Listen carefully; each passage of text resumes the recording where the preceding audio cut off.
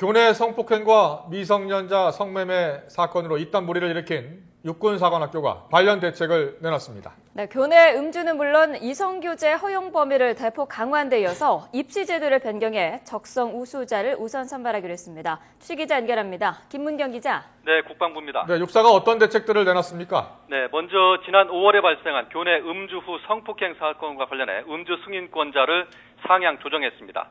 원칙적으로 교내 음주는 금지하되 필요할 경우 허용하지만 그 승인권자를 기존 훈육관과 학과장에서 학교장으로 대폭 강화한 겁니다.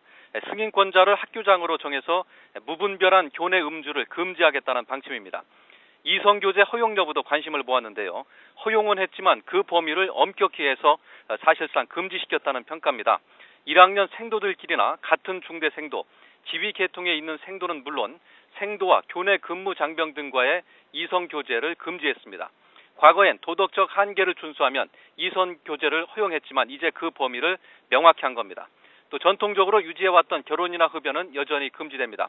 또 여자 생도 건물에 스크린 도어와 지문 인식기를 설치하는 등 안전장치도 마련했습니다. 육사는 이 같은 대책을 내놓으면서 전면적인 분위기 쇄신을 위해 훈육장교 20명 전원을 교체했습니다. 특히 최근 미성년 성매매 사건 등 교내뿐만 아니라 학교 밖에서도 문제가 발생하면서 성윤리의식을 증진시키기 위한 교육을 강화하고 이를 위해 양성평등 상담센터 등을 설치해 운영하기로 했습니다. 또 눈에 띄는 대목이 입시제도를 개선하겠다는 내용인데요. 적성검사에서 인성과 가치관 반영 비율을 15%에서 30%로 대폭 강화하고 수능 점수 반영 비율을 축소했습니다. 이 같은 방침은 최근 잇따라 발생한 군기 문란 사건이 군 생활에 제대로 적응하지 못했기 때문에 발생한 것으로 보고 적성 우수자의 가산점을 두어 필요 인력만 선발하겠다는 점을 분명히 한 겁니다.